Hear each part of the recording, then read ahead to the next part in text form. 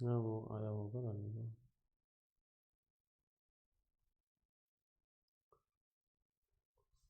नमस्कार दोस्तों, मैं डॉक्टर संजय सर स्वागत करते हैं अनअकैडमी यूपीएससी हिंदी चैनल पर आपको। मित्रों, कल के वीडियो में थोड़ा सा साउंड को लेके प्रॉब्लम थी। आज हम जो है आपको दो पार्ट में पढ़ाने की कोशिश करेंगे। पहले पार्ट में हम थोड़ा सा आपको ब्रीफ करेंगे कल की वीडियो को, क्योंकि उसमें साउंड की थोड़ी सी प्रॉब्लम थी। तो चूँकि पहली क्लास थी तो मुझे लगता है कि आपके लिए वो ज़रूरी है। तो संक्षेप में हम थोड़ा सा उसको रिवाइज कर देंगे। और आज जो आपको हम पढ़ाने जा रहे हैं उसमें सबसे इम्पोर्टेंट चीज़ है। पहले तो आपको मैं ये बताने की कोशिश करूँगा कि जिस भारत का इतिहास आप पढ़ने जा रहे हैं उसके नाम को लेकर विश्व के विभिन्न साहित्य और अभिलेखों में कहाँ कहाँ पे किस किस नाम से उसका उल्लेख मिलता है। यानी कहाँ पे भारतवर्ष, कहाँ पे जम्बूद्वीप, चीन के साहित्य, यूनान के साहित्य में किस नाम से भारत को संबोधित किया गया है। और उसके बाद हम फिर देखेंगे कि इतिहास और भूगोल का क्या रिलेशन है, कैसे भूगोल जो है इतिहास को अफेक्ट करता है, कैसे इतिहास के निर्माण में भूगोल अपना एक अहम योगदान देता है। ठीक है, इस चीज़ पे चर्चा की जाएगी। तो सबसे पहले हम थोड़ा सा इस बात पे चर्चा कर लेते हैं कि कल के वीडियो में हमने क्या पढ़ाया था। आपको थोड़ा सा रिवीजन कर लेते हैं 10-15 मिनट में, ताकि मुझे लगता है कि कल का वीडियो अगर आप देखेंगे तो वो आप आसानी से समझ सकते हैं और फिर उसके बाद हम बात करेंगे। तो आज हम क्या पढ़ेंगे, पहले हम थोड़ी सी उसकी चर्चा कर लेते हैं। आज हम दो चीज़ों पे आप डिस्कस करेंगे। पहला, इतिहास में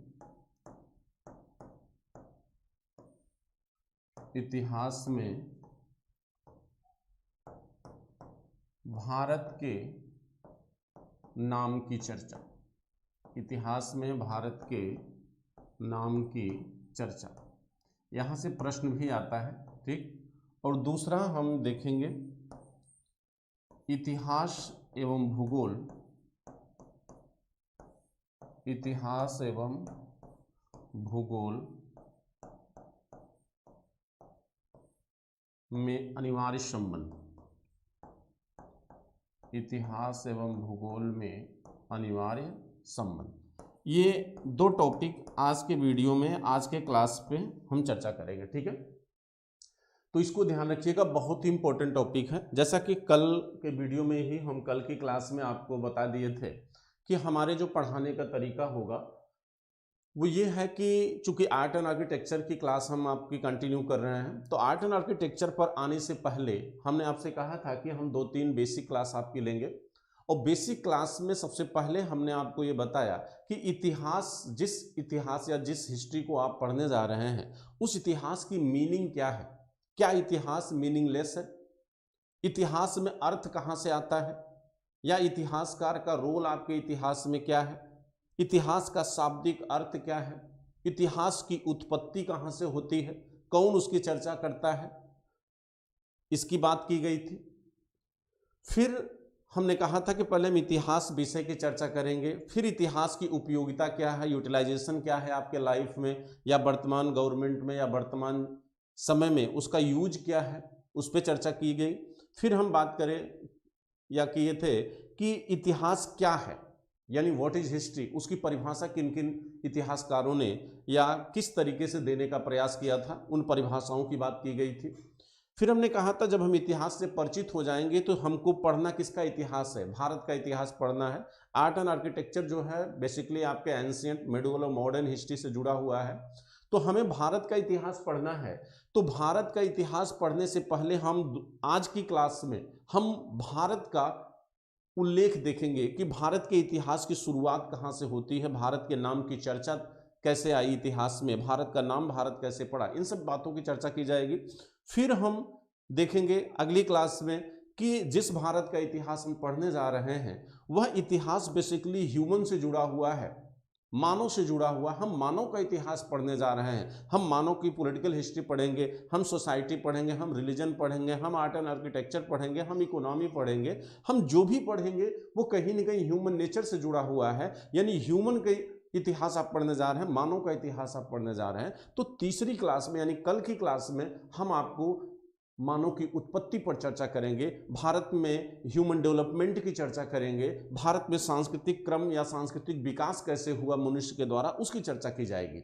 तो जब हम ह्यूमन डेवलपमेंट पढ़ लेंगे तब हम आर्ट एंड आर्किटेक्चर पर आएंगे, यानी मे बी कल और परसों की क्लास के बाद आर्ट एंड आर्किटेक्चर की क्लास आपकी स्टार्ट हो जाएगी, क्योंकि मनुष्य ने ही कला और संस्कृति को जन्म दिया। तो मनुष्य का जन्म कैसे हुआ या भारत में ह्यूमन डेवलपमेंट कैसे हुआ, सबसे पहले इसको पढ़ना जरूरी है। तो इसलिए 2-3 क्लासें आपकी हमने कहा था कि हम बेसिक क्लास लेंगे, आपकी कम से कम आपका बेसिक कॉन्सेप्ट क्लियर हो, जिसकी वजह से इतिहास आपको अच्छे से समझ में आए।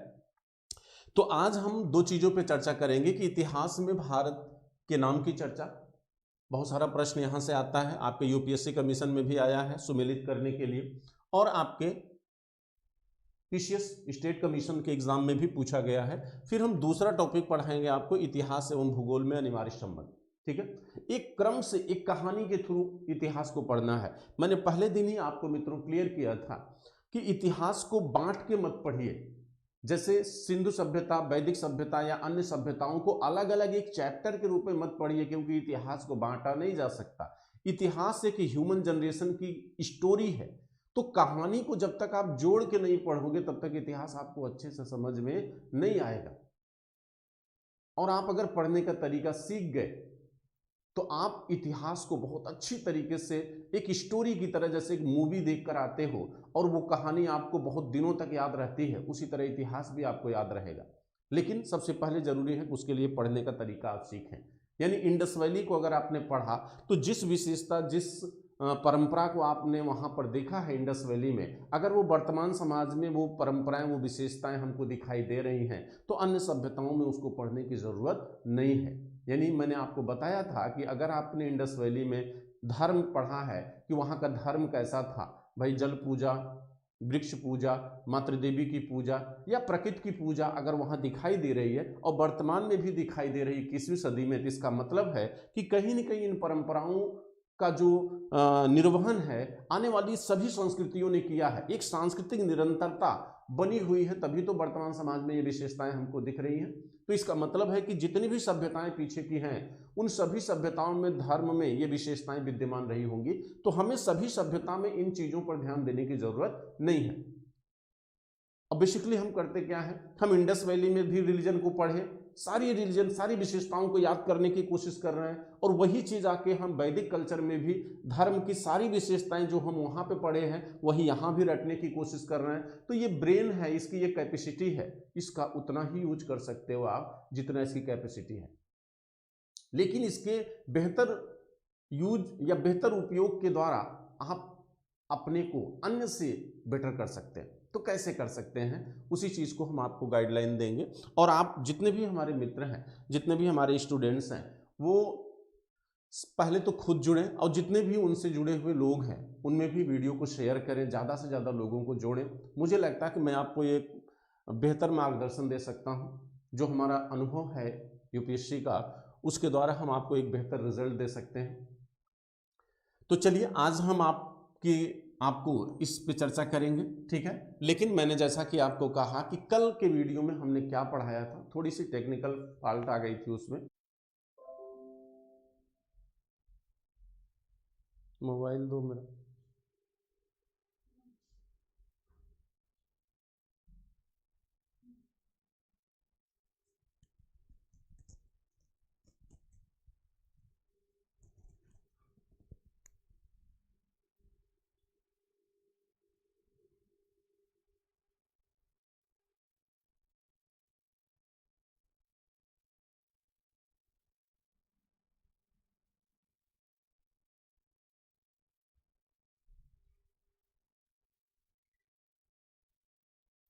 हाँ जी, थोड़ी सी प्रॉब्लम हो गई, लाइट फिर कट गई थी, अभी फिर आ भी गई है।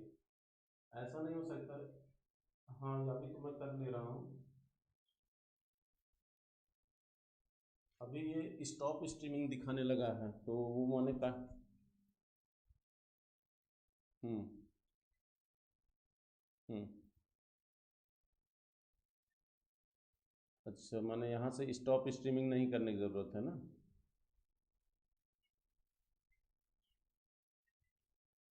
हम्म। हम्म। हम्म। हम्म। ठीक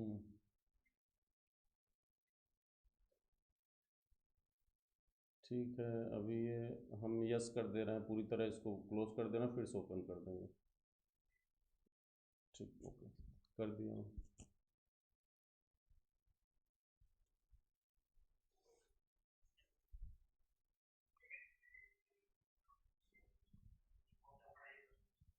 ओके, थैंक यू।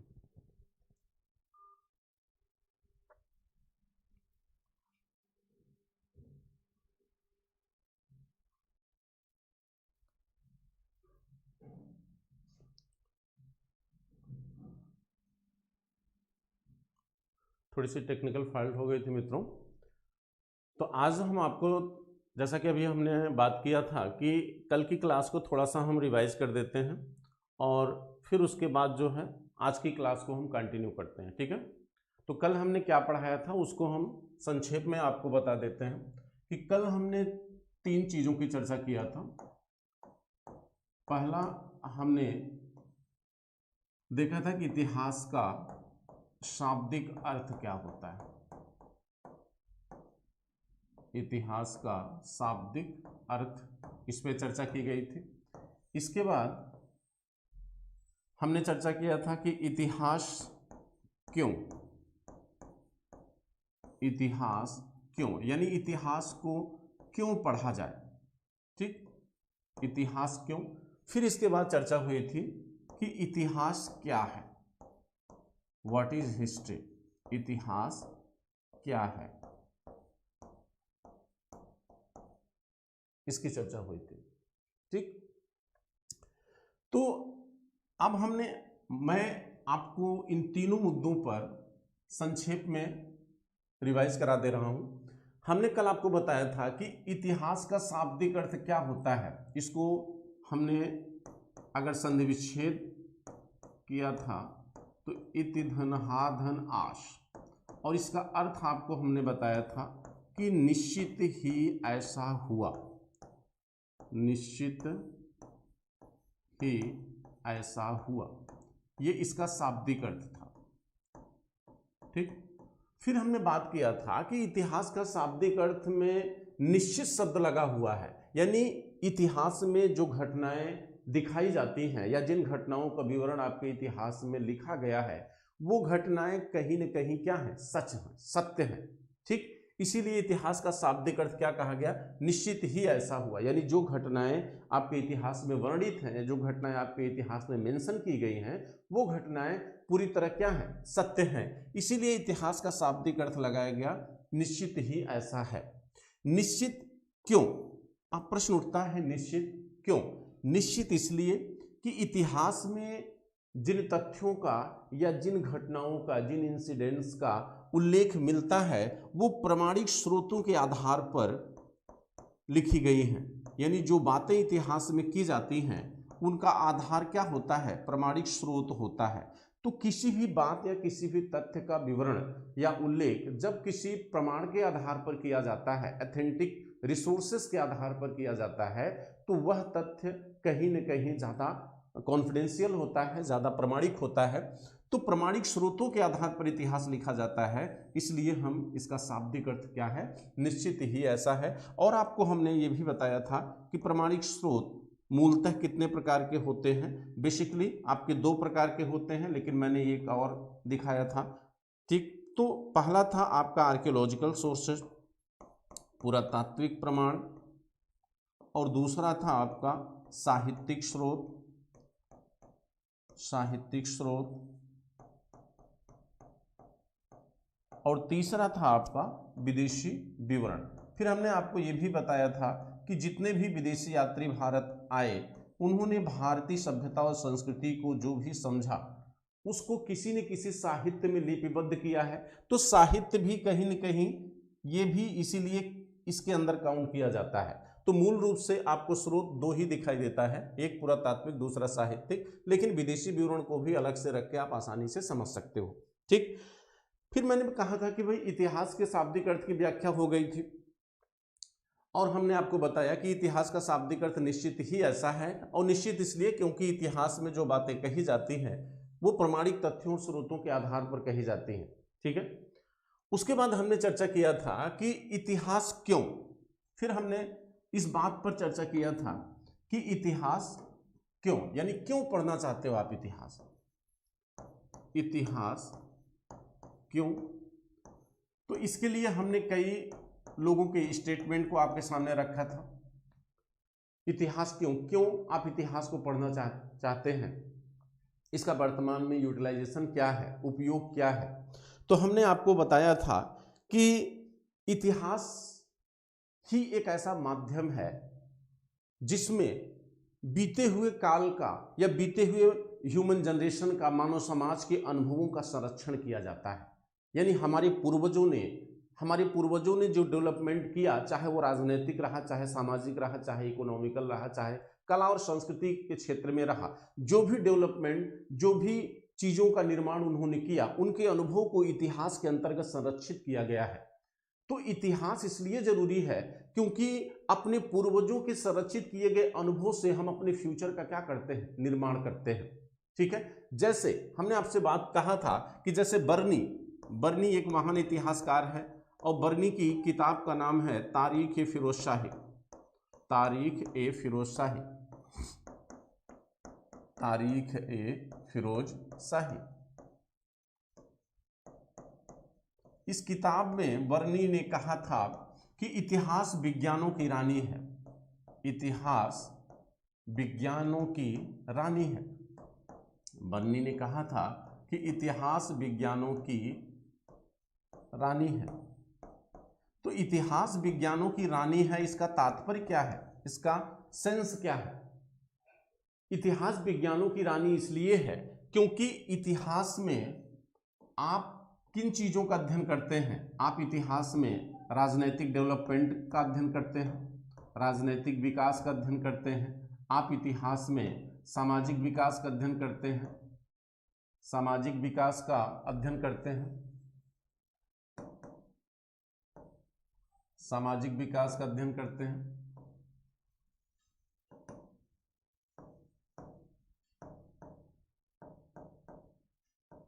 सामाजिक विकास,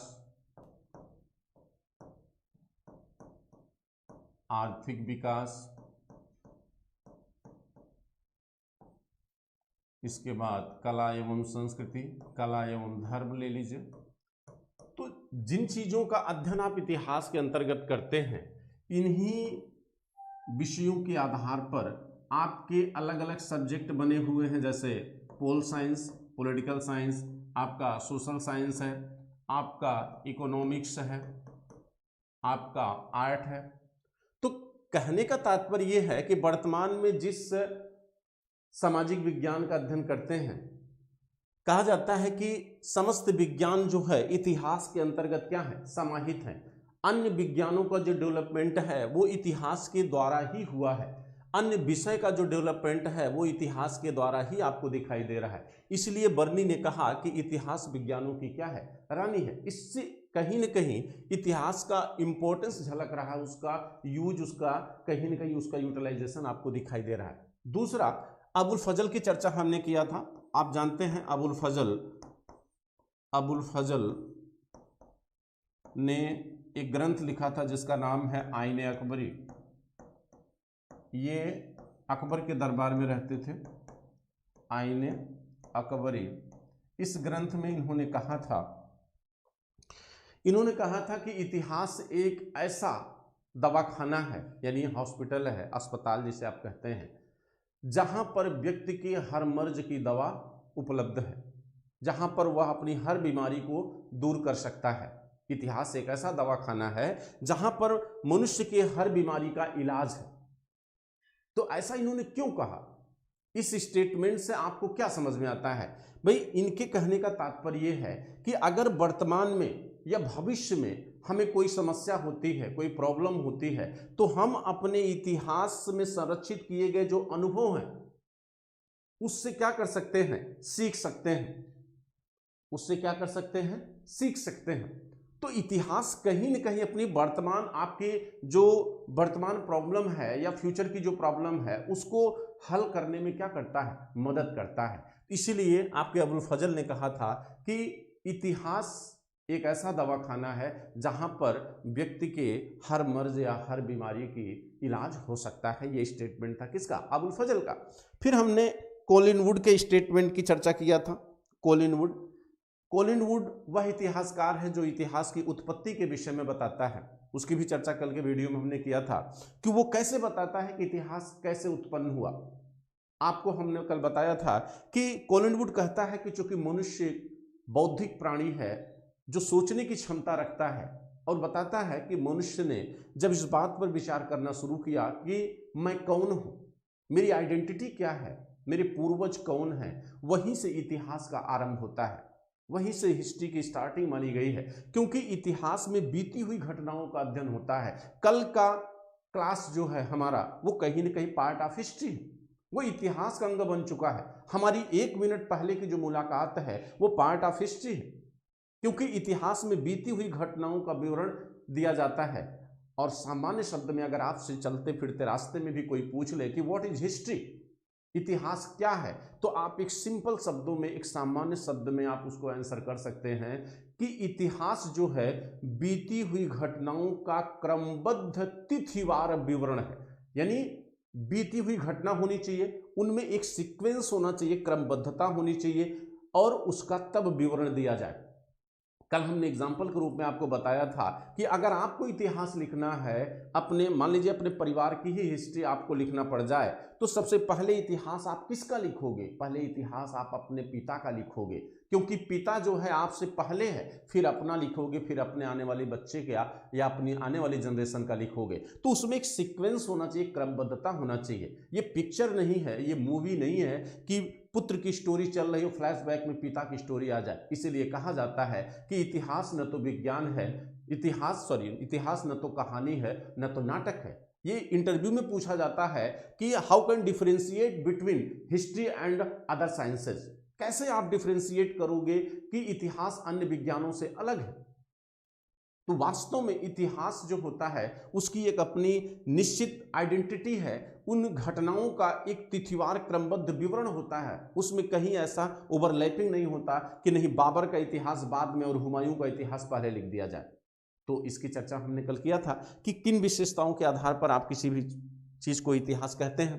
ठीक है, इसके बाद कॉलिन वुड की बात हो रही थी, तो कॉलिन वुड ही ऐसा पहला इतिहासकार है जो इतिहास की उत्पत्ति के विषय में बताता है, और उसने इस बात को कहा कि मनुष्य एक बौद्धिक प्राणी है, और मनुष्य जब अपने पूर्वजों के विषय में, अपने खुद के उत्पत्ति के विषय में जानने का प्रयास किया, तो वहीं से इतिहास का जन्म होता है।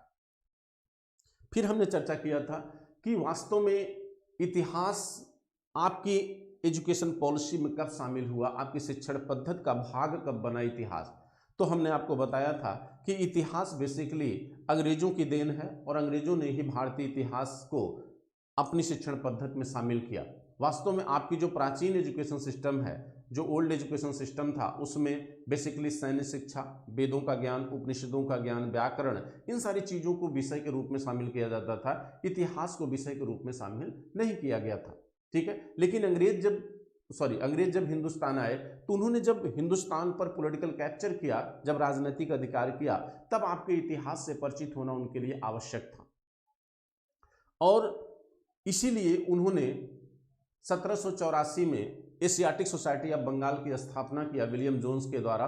और विलियम जोन्स ने जिस एशियाटिक सोसाइटी ऑफ बंगाल की स्थापना किया, उसमें भारत के धार्मिक ग्रंथों का अनुवाद किया गया, ताकि अंग्रेज आपकी भाषा से, आपकी संस्कृति से, आपकी परंपराओं से परिचित हो सके और आसानी से आपको गवर्न कर सके। तो इतिहास का अध्ययन अंग्रेजों की देन है, और अंग्रेजों ने ही इतिहास को प्रारंभ किया है एक विषय के रूप में। फिर हमने इसके बाद आपसे चर्चा किया था कि वास्तव में अंग्रेजों ने जब भारतीय ऐतिहासिक ग्रंथों को पढ़ा, देखा, तो उनको लगा कि भारत में इतिहास लेखन की परंपरा नहीं है, और उन्होंने आरोप लगाया कि भारत के लोग इतिहास से परिचित नहीं है, इतिहास लेखन की कला से परिचित नहीं है। इसके लिए हमने आपको एग्जाम्पल दिया था राजतरंगड़ी का, और ये बताया था कि राजतरंगड़ी पहला ऐतिहासिक ग्रंथ है जो इतिहास लेखन की सभी विशेषताओं को पूरा करता है। तो वहां हमने चर्चा किया है, और इतिहास लेखन की चारों विशेषताओं को हमने डिस्कस किया है कल के वीडियो में, आप उसको देख सकते हैं। ठीक, यहां पर फिर हमने आपको ये बताया था कि इतिहास क्या है उसके संदर्भ में किन किन इतिहासकारों ने किस तरह से परिभाषित किया है। तो कल हमने चर्चा किया था कि इतिहास क्या है, इतिहास क्या है, इसकी चर्चा किया गया था। तो देखिए अभी आज हम फिर से आपको ये बता देंगे कि वास्तव में किस किस इतिहासकार ने इसकी क्या क्या परिभाषा दिया था। लेकिन सामान्य चीजों को आप रटने की कोशिश मत करिए, किसी भी विषय को रटिए मत। मैं आपको एक सिंपल सा तरीका बता रहा हूं कि जैसे परिभाषा तो इसलिए आप ध्यान में रखिए क्योंकि कभी कभी प्री में एज इट इज उसके एक्सप्लेनेशन को ही रख देता है, उसके परिभाषा को ही रख देता है और पूछ लेता है कि किस इतिहासकार ने ऐसा कहा है।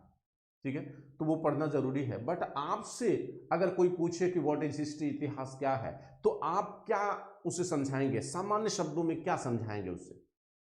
आप सामान्य शब्दों में उसे दो परिभाषा आप दे सकते हैं कि इतिहास बीती हुई घटनाओं का क्रमबद्ध तिथिवार विवरण है। आपकी परिभाषा क्या होनी चाहिए, आप कह सकते हैं कि इतिहास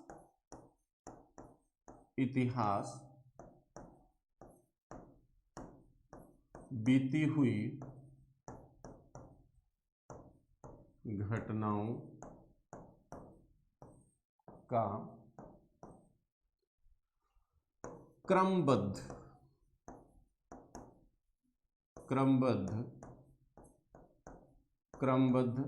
तिथिवार विवरण है, क्रमबद्ध तिथिवार विवरण है। ठीक है, ये सामान्य शब्दों में आप ये आंसर कर सकते हैं कि इतिहास बीती हुई घटनाओं का क्रमबद्ध तिथिवार विवरण है, यानी जो घटनाएं इतिहास में दिखाई गई हैं उनमें एक निश्चित क्रमबद्धता है, एक निश्चित तिथि के अनुसार लिखा गया, क्योंकि बिना तिथि के आप लिखेंगे तो उसमें क्रमबद्धता हो ही नहीं सकती। बिना तिथि के अगर आप लिखेंगे तो उसमें क्रमबद्धता नहीं हो सकती। फिर आप दूसरी सामान्य परिभाषा आप दे सकते हो कि वर्तमान की सापेक्षता में, वर्तमान की सापेक्षता, वर्तमान की सापेक्षता में बीती हुई घटनाओं का अध्ययन ही इतिहास है। बीती हुई घटनाओं का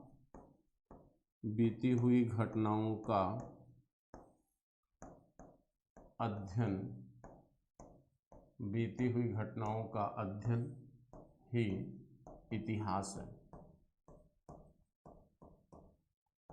बीती हुई घटनाओं का अध्ययन ही इतिहास है। ठीक है, तो ये सिंपल सी दो परिभाषाएं हैं जिनको आप आसानी से बता सकते हैं। लेकिन इसके बाद कल हमने कई इतिहासकारों की परिभाषाएं बताया था कि किस किस ने इतिहास को किस तरीके से परिभाषित करने की कोशिश की है। तो वहां पे कुछ एग्जाम्पल हम आपको आज फिर से दे रहे हैं। जैसे ई.एच. कार के अनुसार, ई.एच. कार ने क्या परिभाषा दिया था, ई.एच. कार ने दो परिभाषाएं दिया था। इतिहास क्या है, ई.एच. कार ने दो परिभाषाएं दिया था इनकी। उन्होंने कहा था कि इतिहास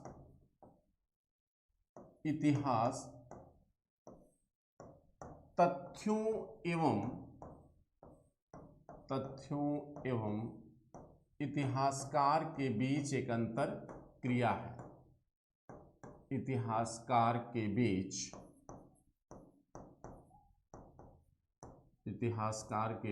एक अंतर क्रिया है।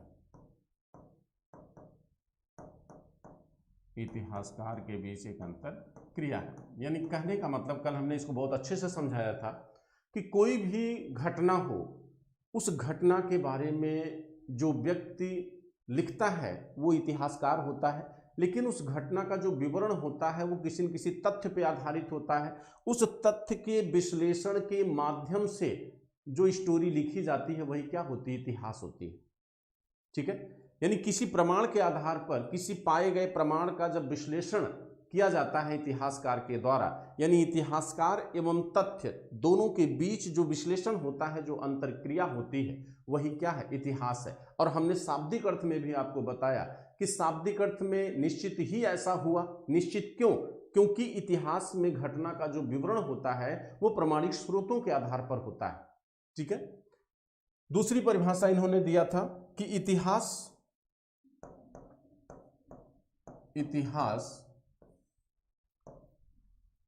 भूत एवं भविष्य, भूत माने पास्ट, भूत एवं भविष्य, भविष्य माने फ्यूचर, भूत एवं भविष्य के बीच एक अनवरत परिसंवाद है। भूत एवं भविष्य के बीच एक अनवरत परिसंवाद है, एक अनवरत परिसंवाद है, एक अनवरत परिसंवाद है। ठीक है, ये दो परिभाषाएं ईएचकार की हैं जो बेहद इंपॉर्टेंट है। इसके बाद हमने आपको बताया था जेबी ब्यूरी की परिभाषा। जेबी ब्यूरी ने कहा था कि इतिहास एक विज्ञान है, इतिहास एक विज्ञान है, इतिहास एक विज्ञान है, न इससे कम, न इससे कम, न इससे ज्यादा, न इससे ज्यादा। ये परिभाषा जेबी ब्यूरी की थी। ठीक है, इसके बाद कॉलिन वुड ने कहा था कि संपूर्ण इतिहास विचारधाराओं का इतिहास होता है। कॉलिन वुड की परिभाषा थी, कॉलिन वुड ने कहा था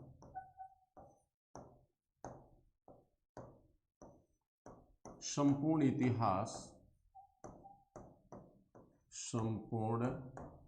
इतिहास विचारधाराओं का इतिहास होता है।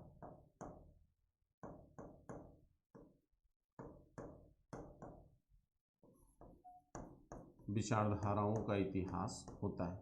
मित्रों, ये प्री की क्लास है, इसलिए यहाँ पे बहुत मैं डिफाइन नहीं कर रहा हूँ, नहीं तो आपको मैं एक एक चीज को समझाता कि विचारधाराओं का इतिहास कैसे, ये मेंस में डिस्कस किया जाता है। ठीक है, लेकिन अभी आप प्री की क्लास है, चूंकि एग्जाम भी आपका ज़्यादा टाइम नहीं है, तो इसलिए कोर्स को कवर भी करना है। तो आप स्टेटमेंट को ध्यान में रखिए अभी जो है कि संपूर्ण इतिहास विचारधाराओं का इतिहास है, ये किसका स्टेटमेंट है? कॉलिन वुड का स्टेटमेंट है। ठीक है, अब हम अगले इतिहासकार की परिभाषा को आपको बताए थे, हेनरी पिरेन की परिभाषा। हेनरी पिरेन ने कहा था कि इतिहास समाज में रहने वाले मनुष्यों के कार्यों में उपलब्धियों की कहानी है। इन्होंने कहा था हेनरी पिरेन ने, हेनरी पिरेन इन्होंने कहा था कि इतिहास समाज में रहने वाले, इतिहास समाज में रहने वाले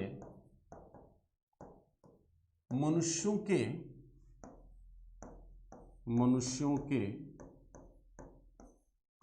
कार्यों एवं उपलब्धियों की कहानी है, और यही कार्यों एवं उपलब्धियों की कहानी है। आपकी कार्य एवं उपलब्धियां वो चार क्षेत्रों में ही हो सकती हैं। वो राजनैतिक क्षेत्रों में हो सकती हैं, वो आपके आर्थिक क्षेत्रों में हो सकती हैं, वो आपके सामाजिक क्षेत्रों में हो सकती हैं, वो आपके कला एवं धर्म के क्षेत्र में हो सकती हैं। ठीक है, और आप इन्हीं सारी चीज़ों का अध्ययन आप करते हैं इतिहास में कि भाई राजनैतिक क्षेत्र में क्या योगदान रहा बीते हुए मानव का, सोशल क्षेत्र में क्या रहा, इकोनॉमिकल क्षेत्र में क्या रहा, आर्ट एंड आर्किटेक्चर के क्षेत्र में क्या रहा, उन्हीं कार्यों और उपलब्धियों का अध्ययन इतिहास के अंतर्गत किया जाता है। ऐसा किसका कहना है? हेनरी पिरेन का कहना है। ठीक है, इसके बाद हमने बात किया था जेएम ट्रेवेलियन का। जेएम ट्रेवेलियन ने कहा था कि इतिहास अपने अपरिवर्तनीय अंश में एक कहानी है। फिर से याद रखिए, जेएम ट्रेवेलियन का स्टेटमेंट है कि इतिहास अपने अपरिवर्तनीय अंश में एक कहानी है। ऐसा उन्होंने क्यों कहा? इनका जरा स्टेटमेंट देखिए। जेएम ट्रेवेलियन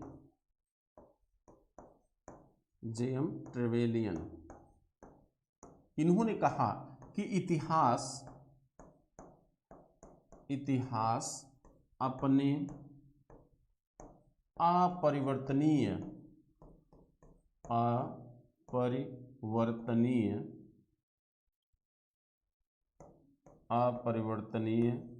अंश में एक कहानी है। अब इनकी स्टेटमेंट को अगर आप समझने की कोशिश करिए तो इन्होंने कहा कि इतिहास अपने अपरिवर्तनीय अंश में एक कहानी है। यानी कहने का तात्पर्य इनका यह है कि जो इतिहास में जो घटनाएं होती हैं उनको बदला नहीं जा सकता, उनको परिवर्तित नहीं किया जा सकता। अब बाबर की स्टोरी है तो बाबर की उपलब्धियों को ही आप दिखाओगे। ऐसा नहीं हो सकता कि बाबर की राजनीतिक, सांस्कृतिक और धार्मिक उपलब्धियों को हुमायूं के साथ दिखा दिया जाए। उसको बदला नहीं जा सकता, परिवर्तन नहीं किया जा सकता है। तो इसलिए इन्होंने कहा कि इतिहास अपने अपरिवर्तनीय अंश में एक कहानी है। और आप दूसरी चीजों में देखिए, जैसे आप स्टोरी पढ़ते हो, हिंदी साहित्य, इंग्लिश लिटरेचर आप पढ़ते हो, कहानी वही रहने दीजिए, पात्र बदल दिया जाता है, वहां चेंजेज हो जाते हैं। आप फिल्मी दुनिया में देखिए, मूवी में एक स्टोरी पर कई लोग पिक्चर बनाते हैं, वहां पात्र बदले हुए दिखाई देते हैं। इतिहास में ये चीजें दिखाई नहीं देती हैं। इसलिए इन्होंने कहा कि इतिहास अपने अपरिवर्तनीय अंश में एक कहानी है। ठीक है। इसके बाद जे.आर. एल्टन की परिभाषा थी कि इतिहासकार जो लिखता है वही इतिहास है। जे.आर. एल्टन ने कहा था कि इतिहासकार जो लिखता है वही क्या है, इतिहास है। तो इस तरह बहुत सारी परिभाषाओं को हमने कल के वीडियो में आपको पढ़ाया है। बट मित्रों, थोड़ा सा टेक्निकल फॉल्ट, पता नहीं मेरे साथ ही क्यों ऐसा हो रहा है, जो है कि टेक्निकल प्रॉब्लम हो गई कल के क्लास में, साउंड की थोड़ी सी प्रॉब्लम है उसको। लेकिन आप आज मैं ब्रीफ कर दिया हूँ, उसको फिर से आप जाकर देखिएगा उस क्लास को, तो मुझे लगता है कि आपको समझ में आ जाएगा। नहीं समझ में आएगा, चीज़ों को आप नोट डाउन कर लीजिएगा, फिर कभी हम उस क्लास को हो सकेगा तो रिवीजन कर देंगे। ठीक है। तो आज हमने आपको जो पढ़ाने के लिए कहा है उस पर हम चलते हैं।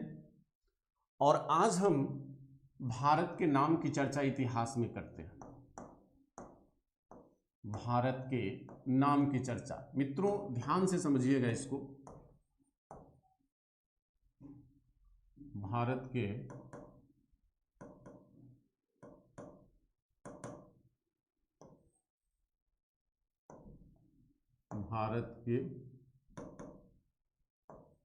नाम की चर्चा, यहां से प्रश्न आता है और फैक्चुअल प्रश्न आता है। यहां से फैक्चुअल प्रश्न आता है कि भारत को किन किन नामों से संबोधित किया गया है, किन किन साहित्यों में, कहाँ कहाँ पे इंडिया किसने कहा, किसने हिंदुस्तान कहा, किसने भारतवर्ष कहा, किसने जम्बूद्वीप कहा। तमाम ऐसे क्वेश्चन आपके इतिहास में आते हैं। आज हम उसकी चर्चा करते हैं। तो संक्षेप में पहले हम बात कर लेते हैं कि भारत का नाम भारत कैसे पड़ा। आप इस बात को जानते हैं कि भारत का नाम भारत कैसे पड़ा। इसके लिए एक कहानी आप बचपन से पढ़े होंगे कि दुष्यंत और शकुंतला से उत्पन्न संतान भरत के नाम पर भारत का नाम भारत पड़ा। ठीक है।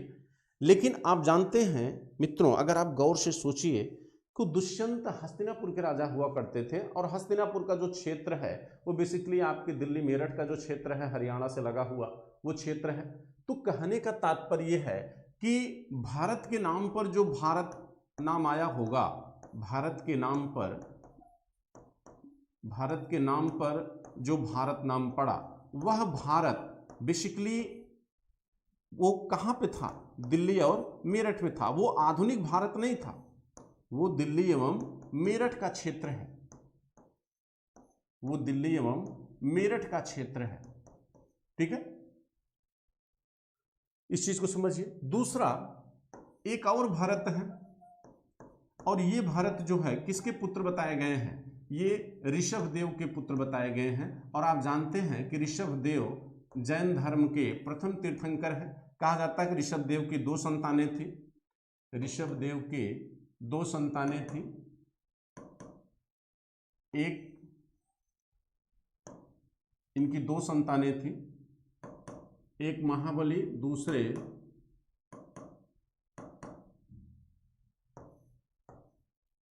महाबली।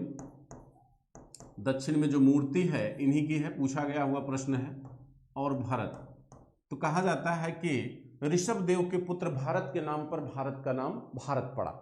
तो दो जैन ग्रंथों में जो कहानी बताई गई है भारत के नाम की, वो ऋषभदेव से उत्पन्न संतान भारत के नाम पर बताई गई है। और यहाँ पर दुष्यंत और शकुंतला के पुत्र भारत के नाम पर भारत के नाम की चर्चा की गई है। आप जानते हैं ऋषभदेव इक्ष्वाकु वंशी राजा थे। किस वंश के राजा थे मित्रों? ये इक्ष्वाकु वंशी राजा थे। और इक्ष्वाकु वंश का शासन आपके कहाँ था? अयोध्या में। अयोध्या में। ठीक है, आपको याद होगा एक स्मृति थी मनुस्मृति। कहा जाता है कि मनुस्मृति में ही पहली बार चंद्रवंशी और सूर्यवंशी राजाओं का उल्लेख आता है। और आपको पता है कि ये जो इक्ष्वाकु वंशी राजा हैं ये सूर्यवंशी राजा हुआ करते थे। ठीक, और इसी वंश में आपके भगवान राम भी आते हैं। ठीक है, कहते हैं कि मनुस्मृति में कहा गया है, उसमें बताया गया है कि मनुष्य उत्पन्न पुत्र ही मनुष्य है। उसमें साफ साफ कहा गया है कि मनुष्य उत्पन्न पुत्र ही मनुष्य है। और मनु कितने थे? 14 मनु थे। कितने मनु थे? 14 मनु थे। उसी मनु स्मृति में सूर्यवंशी और चंद्रवंशी राजाओं का उल्लेख आता है, और उसी सूर्यवंशी राजाओं में एक थे इक्ष्वाकु वंशी राजा। ठीक, और आप देखेंगे कि धीरे धीरे इनके दक्षिण में भी विस्तार होगा। आंध्र प्रदेश में भी इक्ष्वाकुओं का शासन आपको दिखाई देगा। ठीक, यौधेय भी जो है सूर्यवंशी राजा थे। तो इसी वंश का धीरे धीरे क्या हुआ? पूरे भारत में विस्तार हुआ। तो ये दो तथ्य, दो प्रमाण प्रस्तुत किए गए हैं इतिहास में भारत के नाम को लेकर। तो अभी तो हम बात कर रहे हैं कि भारत के नाम की चर्चा, यानी भारत का नाम भारत कैसे पड़ा। तो उसके विषय में दो हमने स्टेटमेंट, दो बातें हमने आपको बताई। एक दुष्यंत और शकुंतला को लेकर, दूसरा आपके ऋषभदेव को लेकर। यानी जैन ग्रंथों में भारत के नाम की चर्चा किस तरीके से की गई है और आगे कैसे की गई। अब हम बात करेंगे कि भारत के अन्य नाम, जैसे हिंदुस्तान हुआ, जैसे भारतवर्ष हुआ, इन नामों की चर्चा कहाँ कहाँ मिलती है और कैसे मिलती है और क्यों मिलती है। ठीक है, उसकी चर्चा हम करते हैं। चलिए, एक नाम भारत का आता है हिंदुस्तान। भारत का नाम हिंदुस्तान भी है। तो ये हिंदुस्तान की चर्चा, कहा जाता है कि हिंदुस्तान की चर्चा दो स्थानों पर होती है। हिंदुस्तान की चर्चा मित्रों दो स्थानों पर होती है। पहला, ईरान में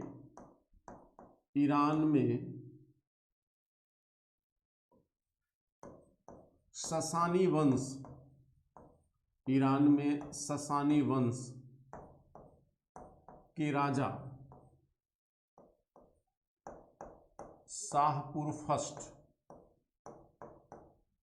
ईरानी वंश, ईरान के ससानी वंश के शाहपुर फर्स्ट ये राजा हैं। इनके अभिलेखों में पहली बार जो है हिंदुस्तान शब्द का उल्लेख हुआ है, और इस अभिलेख का नाम है नक्श ए रुस्तम। जो अभिलेख है उसका नाम है, अभिलेख का नक्श ए रुस्तम, नक्श ए रुस्तम। और ये अभिलेख 262 ईस्वी का है, 262 ईस्वी का है। ठीक है, ध्यान दीजिएगा। प्रश्न पूछा जाता है, जैसे ये प्रश्न आया हुआ है कि हिंदुस्तान शब्द का उल्लेख सबसे पहली बार कहाँ हुआ, तो बहुत सारे मित्रों ने अरब साहित्य मारा था और उसको मान के चल रहे थे कि नहीं ये पूरी तरह सही है, और बहुत सारे मित्रों ने ईरान के ससानी वंश का अभिलेख माना था। तो यहाँ पर आंसर क्या होगा आपको अभी ऑटोमेटिक पता चल जाएगा, पहले आप समझिए। कहते ईरान के ससानी वंश के अभिलेख में पहली बार हिंदुस्तान नाम का उल्लेख होता है। लेकिन मित्रों आप अगर गौर से समझिए तो कहा जाता है कि भारत पर ईरानियों ने ही सबसे पहले आक्रमण किया था। अब वो शासक था डेरियस फर्स्ट, डेरियस फर्स्ट।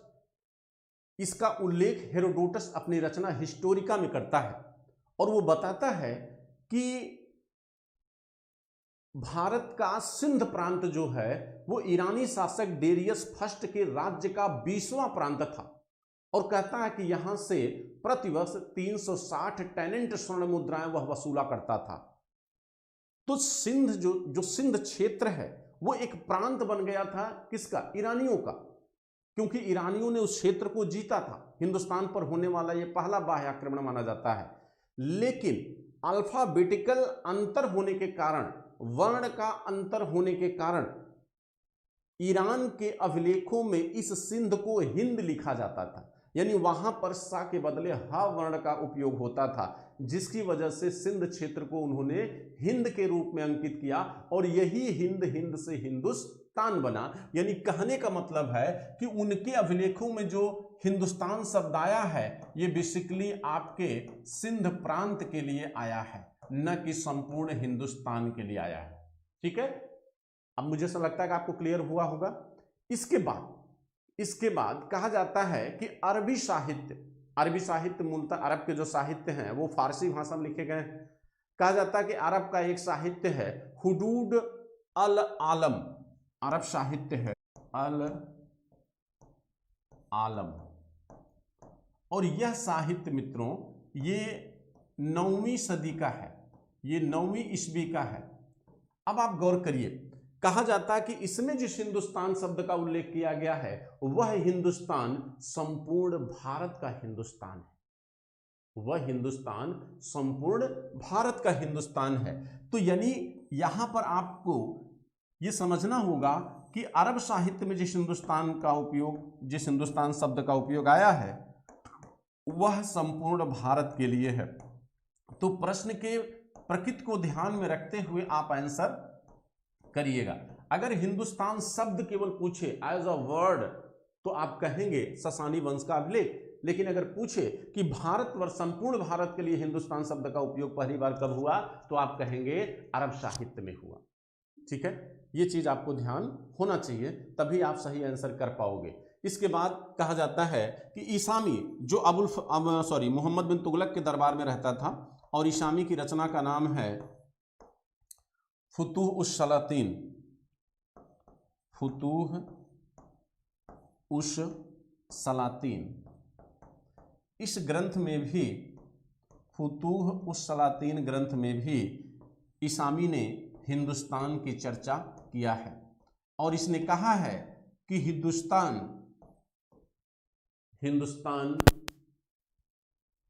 भूमि और समुद्र दोनों पर था। यानी कहने का मतलब है कि यह पहला ऐसा लेखक है जो हिंदुस्तान की जलीय सीमा को भी बताता है। जैसे आज आप कहते हो कि भाई समुद्र में भी 12 मील तक और 200 मील तक हिंदुस्तान का अधिकार है, वहाँ के रिसोर्सेज पर भारत का अधिकार है। तो इस तरह का विवरण कौन देता है? ईसामी देता है। ये कहता है कि हिंदुस्तान का विस्तार भूमि और जल दोनों पे है, भूमि और जल दोनों पे है। गौर करिएगा, बहुत ही इंपॉर्टेंट बात कह रहा है। यानी ये कहीं न कहीं बृहत्तर भारत की संकल्पना को बता रहा है। बृहत्तर भारत की संकल्पना, बृहत्तर भारत और भारत में अंतर है। क्या डिफरेंस है दोनों में मित्रों? ध्यान से समझिएगा। बृहत्तर भारत का मतलब है कि भारत के साथ साथ वर्तमान आपके आसियान देश जैसे Java, Sumatra, Borneo, Indonesia, Thailand, Laos, इन देशों को मिलाकर बृहत्तर भारत कहा गया है इतिहास में। और आपको पता है कि इस बृहत्तर भारत के निर्माण में सबसे बड़ा योगदान अगर इतिहास में किसी का रहा है तो सम्राट अशोक का रहा है, क्योंकि सम्राट अशोक पहला ऐसा शासक था जिसने सांस्कृतिक उपनिवेश की संकल्पना को जन्म दिया था। यानी हिंदुस्तान की संस्कृति यानी अपने धर्म को, बौद्ध धर्म का उपनिवेश स्थापित किया इन देशों में। और आपका ये सबसे बड़ा दुर्भाग्य है कि जहां ये धर्म पैदा हुआ आज वहीं विलोपन के कगार पे है। और आज उन बृहत्तर भारत में या आज वर्तमान आसियान कंट्रीज आप उनको कह सकते हैं, वहां पर बौद्ध धर्म एक राजधर्म है। तो कहीं न कहीं धर्म के माध्यम से जो एक सांस्कृतिक एकता अशोक ने स्थापित किया था उसी को बृहत्तर भारत की संकल्पना दी गई थी। और उसको कहीं न कहीं ईसामी भी अपनी इस रचना से क्या कर रहा है? स्पष्ट कर रहा है कि बृहत्तर भारत क्या है। ठीक है, अब हम अभी हिंदुस्तान के नाम की चर्चा हो गई। हिंदुस्तान मुझे लगता है आपको समझ में आ गया होगा। ठीक है, अभी चूंकि देखिए मित्रों, आप बहुत ज़्यादा उम्मीद अभी मत करिए बहुत ज़्यादा डिटेल में जाने की, क्योंकि ये बेसिकली प्री की क्लासेस हैं और मुझे 2-4 दिन लगेगा सारा सिस्टम सही करने में। अभी थोड़ा सा टेक्निकल प्रॉब्लम हो जा रही है, लाइट की दिक्कत हो जा रही है कुछ, थोड़ा सा आप लोगों से क्षमा चाहूँगा इस चीज़ के लिए। और अभी इसके कॉन्सेप्ट में मत जाइएगा बहुत, अभी हम आपको उतना कॉन्सेप्ट आपको बता दे रहे हैं जितने से आपके प्री के क्वेश्चन बड़े आसानी से हैंडल हो जाएंगे। आप बेसिकली यूपीएससी के स्कॉलर हैं और यूपीएससी का जो विद्यार्थी है उसके लिए कॉन्सेप्ट प्लस फैक्ट दोनों की जरूरत होती है। बिना कॉन्सेप्ट के आप आंसर नहीं कर सकते हैं। बात समझे नहीं समझे आप? ठीक है, चलिए अगले नाम की चर्चा करते हैं। अगला नाम भारत का कौन सा है? अगला एक नाम भारत का आता है जम्बूद्वीप। जम्बू द्वीप। अब देखिए, जम्बू द्वीप एक सिंपल सा प्रश्न से पूछ सकता है कि जम्बू द्वीप, भारत का नाम जम्बू द्वीप कहां पर दिखाई देता है? तो भारत का नाम जम्बू द्वीप दो स्थानों पर दिखाई देता है। एक अशोक के अभिलेख, अशोक के अभिलेख, अशोक के अभिलेखों में जम्बू द्वीप का उल्लेख हुआ है और यह उल्लेख जो है ये जम्बू वृक्ष के नाम से हुआ है। जम्बू वृक्ष के नाम पर अशोक के अभिलेखों में जम्बू द्वीप शब्द का उल्लेख आया है, ठीक है। लेकिन दूसरा उल्लेख कहां आता है? पुराणों में। दूसरा उल्लेख कहां आया है? पुराणों में। तो कहा गया है कि पुराणों में सप्तद्वीप शब्द का उल्लेख आया है। पुराणों में सप्तद्वीप, सप्त माने सात, द्वीप माने द्वीप, आइलैंड, यानी 7 आइलैंड शब्द का उपयोग हुआ है पुराणों में। और इसी सप्तद्वीपों में जो 7वां द्वीप है, जो 7वां द्वीप है, 7वें द्वीप को जम्बू द्वीप कहा गया है।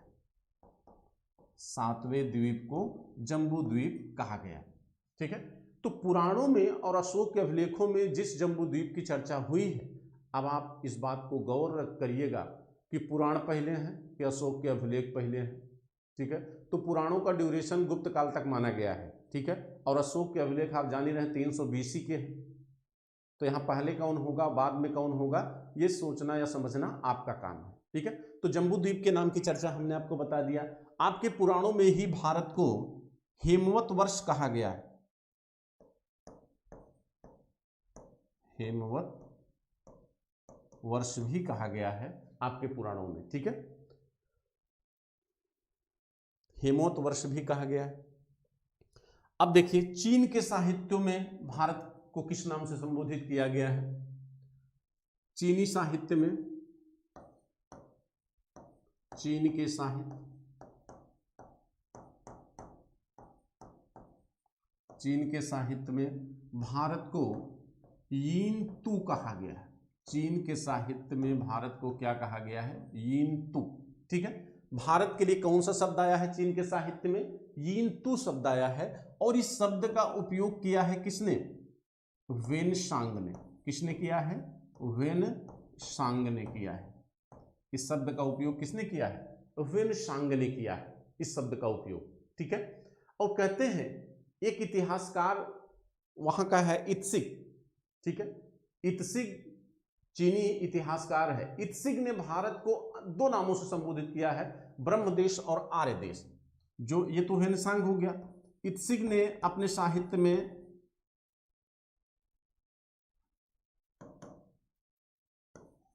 इत्सिग ने क्या कहा है? तो इत्सिग ने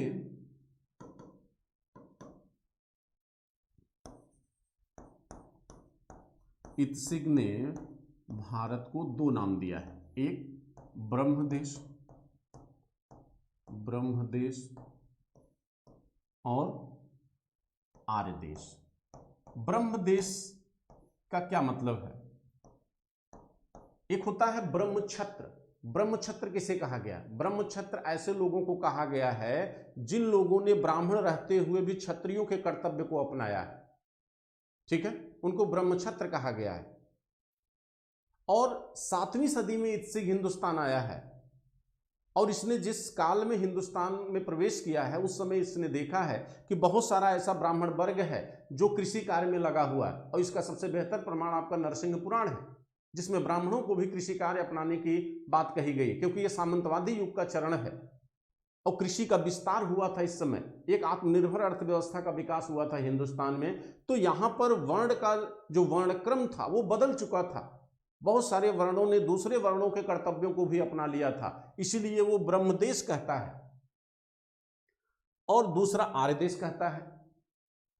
आर्यों के द्वारा ही हिंदुस्तान का निर्माण हुआ है। आप जानते हैं वैदिक संस्कृति का डेवलपमेंट किसके द्वारा हुआ? आर्यों के द्वारा हुआ। तो 2 नामों की चर्चा कौन करता है? इत्सिग करता है। और चीन के साहित्य में जो सिंध क्षेत्र है, आपका जो सिंध क्षेत्र है, इसके लिए क्या आया है?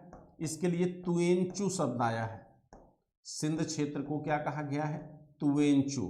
हिमालय को चीनी साहित्य में क्या कहा गया है? हिमालय को सुंगयुन कहा गया है। हिमालय के लिए सुंगयुन शब्द का उपयोग हुआ है, सुंगयुन शब्द। ये ऐसे शब्द हैं जो हिंदुस्तान से जुड़े हुए हैं और चीनी साहित्य में इनको अलग अलग नामों से संबोधित किया गया है। सिंध क्षेत्र को तुएंचु और हिमालय क्षेत्र को सुंगयुन नाम दिया गया है चीनी साहित्य में, ठीक है। इसके बाद कुछ और नाम हैं जिसकी चर्चा हम करेंगे भारत को लेकर, ठीक है।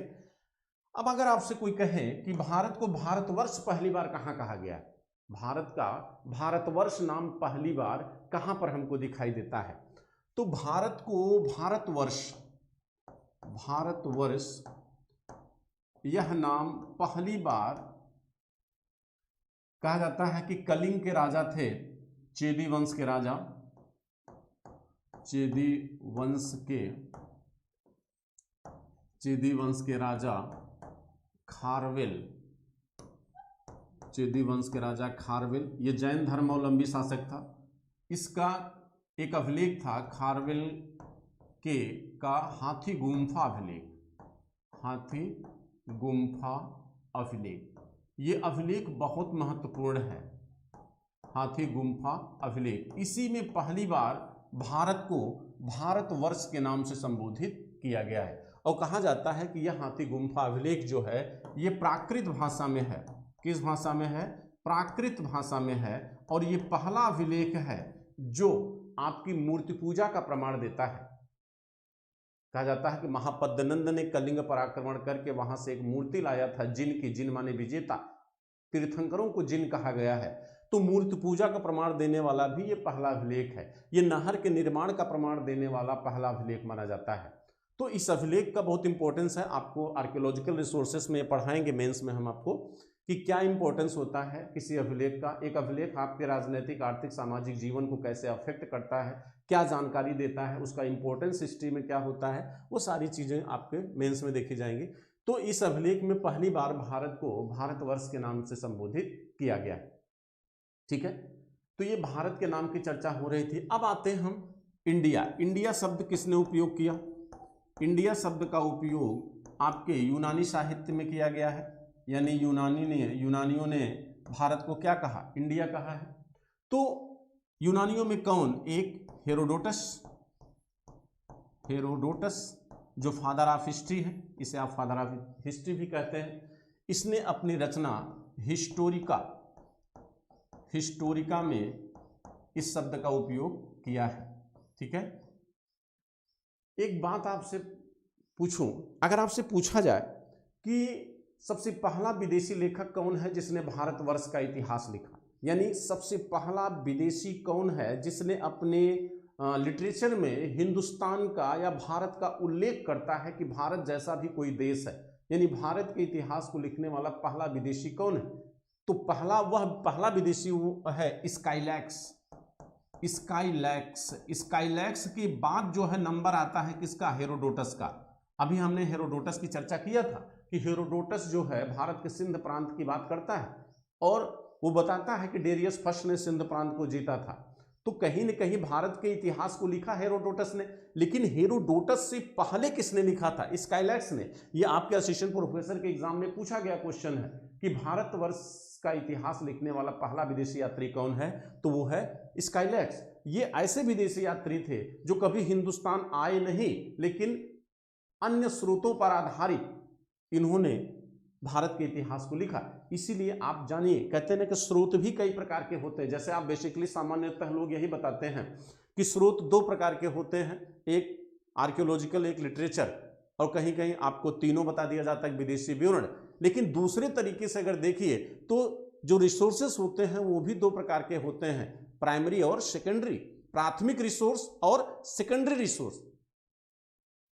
प्राथमिक रिसोर्स का मतलब हुआ कि जैसे अशोक का इतिहास अगर आपको लिखना है तो अशोक द्वारा निर्मित किए गए जो स्क्रिप्ट हैं, जो अभिलेख हैं, उनके आधार पर अगर आप स्वयं इतिहास लिखते हो तो वो हो गया प्राथमिक रिसोर्स, क्योंकि उसी व्यक्ति के द्वारा निर्मित रिसोर्स के बेस पर आप उसका इतिहास लिख रहे हो। लेकिन अगर उस अभिलेख के आधार पर मैंने कोई पुस्तक लिखी है और मेरी पुस्तक को पढ़कर कोई अन्य व्यक्ति अशोक के इतिहास को लिखता है तो वह सेकेंडरी रिसोर्सेज हो गया। तो जो विदेशी इतिहासकार हैं जो बिना भारत आए भारत के इतिहास को लिखे, उनके लिए इतिहास का जो रिसोर्स था, जो प्रमाण था, वो सेकेंडरी रिसोर्स था। उन्होंने सेकेंडरी रिसोर्सेस का उपयोग करके भारत के इतिहास को लिखा है। इसके बाद अन्य नामों की चर्चा हम संक्षेप में कर देंगे, ठीक है, कि अन्य कौन कौन से नाम भारत के लिए उपयोग किए गए हैं। जैसे इंडिया शब्द का उपयोग यूनानियों ने किया, हेरोडोटस उपयोग करता है इस शब्द का, ठीक है। इसके बाद हाँ, हेरोडोटस ये शब्द उपयोग किया है किस क्षेत्र के लिए? सिंध क्षेत्र के लिए, ठीक। लेकिन इसके बाद मेगास्थनीज भी इसका उपयोग करेगा। अब आप जानते हैं कि मेगास्थनीज चंद्रगुप्त मौर्य के दरबार में था। मेगास्थनीज ने भारत के लिए इस शब्द का उपयोग किया है, ये जानते रहिएगा, ठीक है। मेगास्थनीज भारत के लिए इस शब्द का उपयोग करता है, ठीक है। अब देखिए अगला है पाणिनि। पाणिनि ने अपने ग्रंथ में, पाणिनि एक महान व्याकरणाचार्य हैं, आप जानते हैं। पाणिनि का ग्रंथ है अष्टाध्यायी। यहां पर इन्होंने भारत को एक प्रदेश के रूप में दिखाया है। सबसे पहला साहित्य है जिसमें भारत को एक प्रदेश के रूप में उल्लिखित किया गया है, और वह ग्रंथ है पाणिनि के अष्टाध्यायी। और आप जानते हैं इस अष्टाध्यायी पर पतंजलि ने महाभाष्य नामक टीका लिखी थी। पतंजलि ने कौन सी टीका लिखी थी? महाभाष्य। और आप जानते हैं महाभाष्य और अष्टाध्यायी ये दोनों व्याकरण ग्रंथ हैं, ठीक। पतंजलि आपके पुष्यमित्र शुंग के दरबार में रहा करते थे, पुष्यमित्र शुंग, और यह शुंग वंश मौर्य वंश के बाद का वंश है मित्रों, ठीक। और पाणिनि महापद्यनंद के मित्र थे, और महापद्यनंद जो है नंद वंश के क्या थे? संस्थापक थे। तो महापद्यनंद के दरबार में कौन रहता था? पाणिनि रहते थे। और पुष्यमित्र शुंग के दरबार में कौन रहते थे? पतंजलि रहते थे, ठीक है। तो इन सारी चीज़ों की चर्चा हम लिटरेचर में बहुत विस्तार से करेंगे। पाणिनि का जीवन परिचय भी वहाँ आपको मैं बताऊंगा, ठीक। यहाँ पर हम बहुत संक्षेप में ही बात कर रहे हैं, क्योंकि यहाँ सिर्फ हमें नामों की चर्चा करनी है भारत के, कि भारत के कौन कौन से नाम जो है कहाँ कहाँ पे दिखाई देते हैं, ठीक है। तो आर्यों ने हिंदुस्तान को क्या कहा? आर्य जो आए उन्होंने भारत को क्या कहा? सप्त सैंधव क्षेत्र।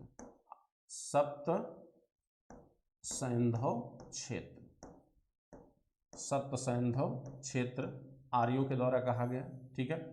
इसके बाद कहा जाता है कि मनुस्मृति में भारत को देव निर्मित देश कहा गया है। मनुस्मृति में देव निर्मित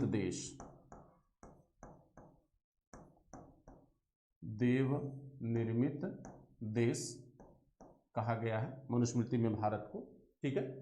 तो मनुस्मृति में भारत को देव निर्मित देश कहा गया है। और सोमदेव की एक किताब है जिसका नाम है नीति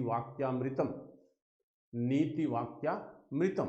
वहां पर भारतीय शब्द का उपयोग आया है। नीति वाक्यामृतम,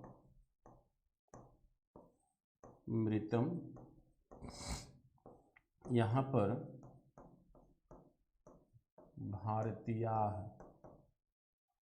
ये शब्द उपयोग हुआ है, और ये शब्द आया है भारत में रहने वाले लोगों के लिए।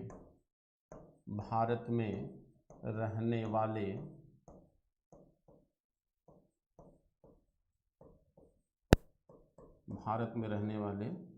लोगों के लिए, भारत में रहने वाले लोगों के लिए, ठीक है। ये नीति वाक्यामृतम ये रचना है किसकी? या अभी हमने नाम लिया था आपको, जो है ये रचना है आपके जो है सोमदेव की। सोमदेव ये 19वीं 10वीं सदी के लेखक हैं। सोमदेव की रचना मानी जाती है ये राजपूत काल के लेखक माने गए हैं सोमदेव, और इन्होंने अपनी रचना में भारतीय शब्द का उपयोग किया है। और भारतीय शब्द जो आया है ये भारत के रहने वाले लोगों के लिए आया है, ठीक है। तो ये तो रही नाम की बात, ठीक। और संक्षेप में अभी हम क्लास के एंडिंग में फिर से रिवाइज करा देंगे आपको ये, लेकिन उससे पहले थोड़ा सा भौगोलिक आधार पे भारत के नामकरण भी किए गए हैं। यानी भारत के विभिन्न भौगोलिक क्षेत्रों को अलग अलग नाम भी दिए गए हैं। जैसे मनुस्मृति में ठीक है। जैसे द्रविड़ देश क्या है, मनुस्मृति में जैसे ब्रह्मावर्त शब्द आता है, ब्रह्मर्ष देश आता है, मध्य देश आता है, आर्यावर्त आता है, ठीक। ये कुमारी द्वीप शब्द आया है राजशेखर की रचनाओं में, काव्य मीमांसा में। इन शब्दों का जो उल्लेख हुआ है वो भारतवर्ष के लिए तो नहीं है, लेकिन भारत के जो विभिन्न विभिन्न भौगोलिक क्षेत्र हैं, ठीक है, उनके लिए अलग अलग नामों की चर्चा की गई है और कभी कभी पूछ भी लिया जाता है। तो चलिए हम थोड़ा सी इस पर भी चर्चा कर लेते हैं, ठीक है। अब हम, आप इसको ऐसे करिए, भारत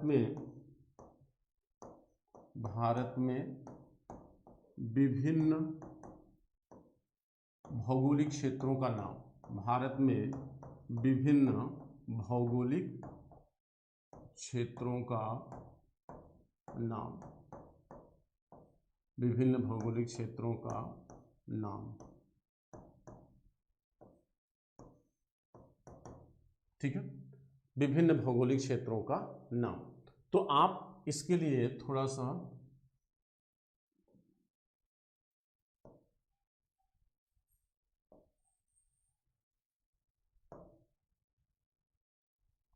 देखिए, कहते हैं कि मनुस्मृति में 4 शब्दों का उपयोग हुआ है।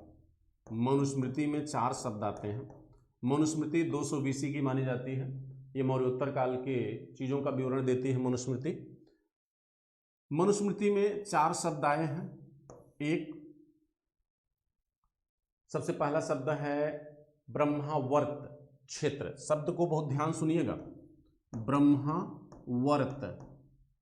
ब्रह्मावर्त क्षेत्र। दूसरा है ब्रह्मर्षि क्षेत्र, ब्रह्मर्षि क्षेत्र। तीसरा है मध्य देश और चौथा है आर्यावर्त, चौथा है आर्यावर्त। तो परीक्षा में पूछा जाता है, कई बार पूछा भी गया है, आप आईएएस के क्वेश्चन को हल करिए। पूछा है ब्रह्मावर्त क्षेत्र मनुस्मृति में किस भूभाग को कहा गया है। तो आप ये जानते हैं कि जो ये सरस्वती नदी है, सरस्वती नदी, सरस्वती नदी की एक सहायक है दृशद्वती नदी। कौन सी नदी? दृशद्वती नदी। तो ब्रह्मावर्त क्षेत्र जो है ये सरस्वती और दृशद्वती, यानी ये जो क्षेत्र है ये सरस्वती और दृशद्वती नदी के बीच के क्षेत्र को ब्रह्मावर्त क्षेत्र कहा गया है। सरस्वती और दृशद्वती, दृशद्वती सहायक टेरिटरी है किसकी? सरस्वती नदी की, ठीक। और आप जानते हैं सरस्वती को ही आपके इंडस वैली में घग्गर नदी कहा गया है, ठीक है। विभिन्न नामों से इसे जाना जाता है और आज विलुप्त हो गई है। तो दृशद्वती और सरस्वती के बीच का क्षेत्र क्या है? ब्रह्मावर्त क्षेत्र है। और दूसरा जो ब्रह्मर्षि क्षेत्र है, ब्रह्मर्षि क्षेत्र जो है दृशद्वती से लेकर जो यमुना तक का जो क्षेत्र है, यानी ये वाला बीच वाला भूभाग जो है ये आपका ब्रह्मर्षि क्षेत्र है। यानी आप कह सकते हैं गंगा दोआब से लेकर, गंगा यमुना दोआब, गंगा यमुना दोआब से दृशद्वती के बीच, गंगा यमुना दोआब से लेकर दृशद्वती के बीच का जो क्षेत्र है वो क्या है? वो ब्रह्मर्षि क्षेत्र है। इसे हम कहेंगे ब्रह्मर्षि क्षेत्र। ये ब्रह्मर्षि क्षेत्र है, ठीक है। और आपको पता है कि इसी ब्रह्मर्षि क्षेत्र में आपके श्रेष्ठ महाजनपदों का निवास था। श्रेष्ठ महाजनपदों का उदय आपके इसी ब्रह्मर्षि क्षेत्र में हुआ था, जिसमें आपका पांचाल हो गया, जिसमें आपका हस्तिनापुर महाजनपद हो गया, जिसे कुर जनपद उस समय कहा जाता था, ठीक है। इन महाजनपदों का उदय इसी ब्रह्मर्षि क्षेत्र में हुआ था। ये कहा जाता है कि तपोभूमि मानी जाती है, ये ऋषियों की भूमि मानी जाती है, ठीक है। इसके बाद मध्य क्षेत्र जो आया है, तो मध्य क्षेत्र जो है कहते हैं कि उत्तर में हिमालय, उत्तर में हिमालय और ये जो विंध्य की श्रेणी है, ये विंध्य श्रेणी उत्तर और दक्षिण भारत की विभाजन रेखा मानी जाती है, विंध्य पर्वत को, विंध्य पर्वत जो है उत्तर और दक्षिण भारत का भौगोलिक विभाजक माना गया है। तो कहते हैं हिमालय से लेके विंध्य तक और दोआब से लेके सरस्वती तक का जो पूरा क्षेत्र है, यानी ये इन दोनों से बड़ा भौगोलिक क्षेत्र है, उसको कहा गया है मध्य देश। फिर से ध्यान दीजिए, विंध्य से लेके हिमालय तक, सरस्वती से लेके गंगा दोआब तक का जो क्षेत्र है, ये आपका पूरा का पूरा क्या है, ये आपका पूरा का पूरा ये मध्य देश है। ठीक है, इस माने कहीं ना कहीं दोनों क्षेत्रों से बड़ा भौगोलिक क्षेत्र है ये। और आर्यावर्त जो है, आर्यावर्त के लिए मनुस्मृति में कहा गया है कि 2 पर्वतों और 2 समुद्रों के बीच का जो संपूर्ण क्षेत्र है वह आर्यावर्त है। 2 पर्वतों और 2 समुद्रों, तो यहां पर्वत उत्तर में हिमालय है और दक्षिण में विंध्य है। आप दक्षिण भारत के पर्वतों को मत समझ लीजिएगा कन्याकुमारी के, क्योंकि दक्षिण में भी बहुत सारे पर्वत हैं। ठीक, लेकिन यहां 2 पर्वतों से तात्पर्य जो है उत्तर में हिमालय और दक्षिण में विंध्य से है, और पश्चिम में समुद्र और पूरब में भी समुद्र, बंगाल की खाड़ी और अरब सागर से है। इस यानी कहने का तात्पर्य है कि संपूर्ण उत्तर भारत, आप आर्यावर्त शब्द के लिए कह सकते हैं, आर्यावर्त के लिए आप कह सकते हैं, आर्यावर्त के लिए आप कह सकते हैं कि संपूर्ण उत्तर भारत आर्यावर्त कहा गया है। संपूर्ण जो उत्तर भारत है वह मनुस्मृति में आर्यावर्त के नाम से संबोधित किया गया है। तो कहीं न कहीं जो आर्यावर्त शब्द है, आर्यावर्त शब्द जो है मनुस्मृति में लगभग पूरे उत्तर भारत को आर्यावर्त कहा गया है। और महाभारत में जो आर्यावर्त शब्द आया है वो आपके मेरठ, दिल्ली और हरियाणा क्षेत्र के लिए आया है। दूसरी चीज ये कि विष्णु स्मृति, कहते हैं विष्णु स्मृति में भी आर्यावर्त शब्द आता है। विष्णु स्मृति में भी आर्यावर्त शब्द का उपयोग हुआ है। लेकिन विष्णु स्मृति में जो आर्यावर्त शब्द आया है, विष्णु स्मृति में जो आर्यावर्त शब्द आया है, यह जो है हिमालय से लेकर, हिमालय से दक्षिण एवं कावेरी नदी के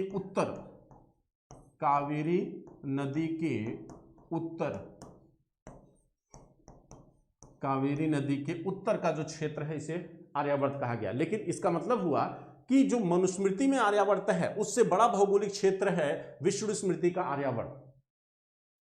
विष्णु स्मृति के आर्यावर्त जो है वो हिमालय के दक्षिण और कावेरी के उत्तर का जो समस्त भौगोलिक क्षेत्र है उसे क्या कहा गया है, आर्यावर्त कहा गया है। ठीक है, विष्णु पुराण में भी ये कहा गया है। विष्णु पुराण में क्या कहा गया, विष्णु पुराण में हिमालय से उत्तर में हिमालय, यानी कहते हैं कि उत्तर में हिमालय और दक्षिण में समुद्र तक, यानी हिंद महासागर के उत्तर और हिमालय के दक्षिण का जो समस्त क्षेत्र है वो वो क्या है, वो आर्यावर्त है। विष्णु पुराण में जो आर्यावर्त आया है वो हिमालय से हिंद महासागर के बीच का, यानी ये लगभग पूरे संपूर्ण भारत के लिए इंडिकेट कर रहा है। विष्णु पुराण में जो आर्यावर्त है वो पूरे भारत के लिए है, और विष्णु स्मृति में जो आर्यावर्त है वो कन्याकुमारी के उत्तर और हिमालय के दक्षिण के क्षेत्र के लिए है। और मनुस्मृति में जो आर्यावर्त है वो आपके विंध्य के उत्तर के समस्त भौगोलिक क्षेत्र को आर्यावर्त कहा गया है। और महाभारत में जो आर्य शब्द आर्यावर्त का उल्लेख हुआ है वह मेरठ, हरियाणा और आपके दिल्ली के क्षेत्र के लिए हुआ। मित्रों, तो डिफरेंशिएट करना आप बखूबी सीखिए, क्योंकि जब तक आप डिफरेंशिएट करना नहीं सीखेंगे आपका कॉन्सेप्ट क्लियर नहीं होगा, और कॉन्सेप्ट जब तक क्लियर नहीं होगा आप आंसर अच्छे से नहीं कर सकते हैं। ठीक है, कहते हैं कि द्रविड़ देश किसे कहा गया, जैसे आता है ना द्रविड़ देश, जैसे कहा जाता है कि अगस्त ऋषि ने ही उत्तर भारत की संस्कृति को दक्षिण में ले गए थे। विंध्य को जब पार किए अगस्त ऋषि तो उन्हीं के द्वारा दक्षिण में ये संस्कृति विस्तारित हुई थी। तो कहते हैं कि द्रविड़ देश, द्रविड़ों को कहीं कहीं अनार्य माना गया है, वो हम चर्चा करेंगे एंशिएंट हिस्ट्री जब पढ़ाएंगे आपको। लेकिन अगर आपको यहाँ एक भौगोलिक क्षेत्र की बात हो रही है तो यहाँ पर अगर हम आपसे पूछें कि द्रविड़ किसे कहते हैं, वह कौन सा क्षेत्र है जिसे द्रविड़ क्षेत्र कहा गया, तो द्रविड़ क्षेत्र उसे कहा गया है जो कृष्णा और तुंगभद्रा के दक्षिण में है। कृष्णा तुंगभद्रा नदी आप देख रहे हैं, उसके दक्षिण के क्षेत्र को द्रविड़ देश कहा गया, इसी को तमिलहम भी कहा गया है। देखिए कृष्णा एवं तुंगभद्रा, कृष्णा एवं तुंगभद्रा के दक्षिण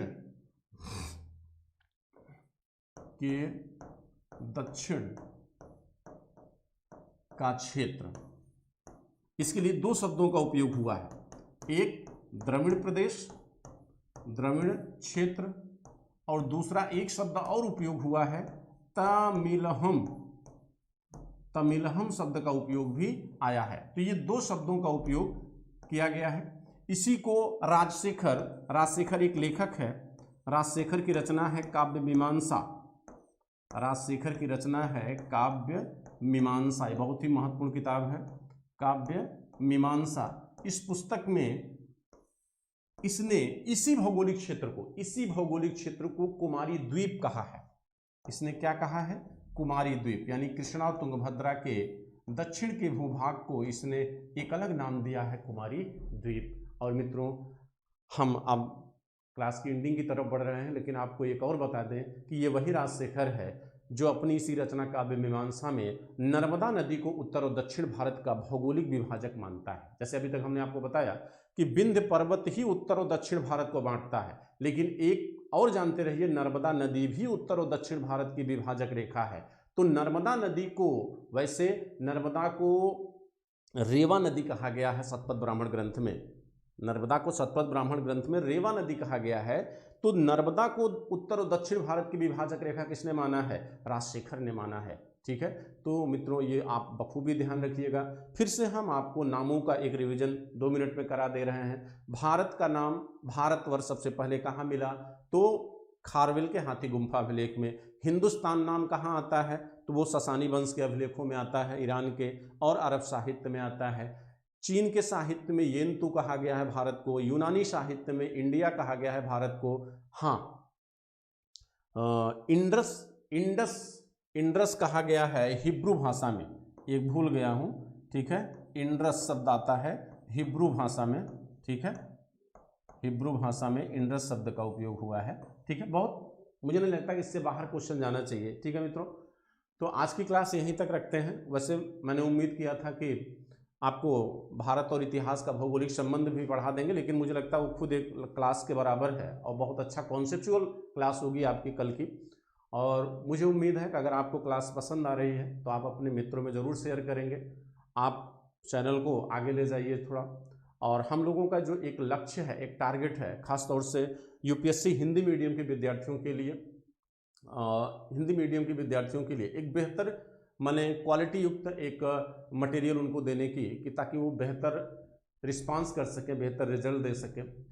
हिंदी मीडियम और इंग्लिश मीडियम का जो गैप है उसे भरने की कोशिश की जा रही है। और ये मेरा पूरा वादा है कि अगर आप लोग मेरे साथ जुड़े रहे तो आपको खास तौर से इतिहास या अन्य विषय में भी मैं आपकी हेल्प करूंगा आगे चल के। खास तौर से इतिहास में मुझे नहीं लगता कि आपका कोई क्वेश्चन बाहर जा सकता है, बशर्ते आप भी जुड़े रहिए। और मुझे उम्मीद है कि आपको क्लास अच्छी लगेगी और आप अपने अन्य मित्रों को भी क्लास से जोड़ने की कोशिश करिएगा। थैंक यू, जय हिंद।